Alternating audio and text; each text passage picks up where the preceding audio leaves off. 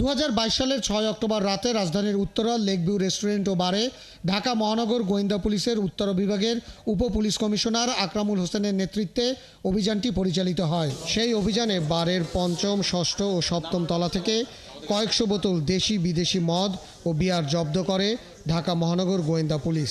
বার থেকে কর্মচারী, ক্রেতা সহ প্রথমে 70 জনকে আটক করা হয়, পরে 35 জনের বিরুদ্ধে মাদকদ্রব্য নিয়ন্ত্রণ আইনে মামলা দেয়া হয়। প্রায় 500-র অধিক বিদেশি মদের বোতল, 5400 মানে 5400-র অধিক বিদেশি বিয়ার, সেগুলি আমরা 7 তলা, 6 তলা, 5 তলা থেকে উদ্ধার করেছি। পরে মামলার এজাহার ও জব্দ তালিকায় দেখা যায় ওই দিন 71-এর ক্যামেরায় এমন কিছু দামি ব্র্যান্ডের বোতলের ছবি ছিল যা এজাহার ও জব্দ তালিকায় নেই।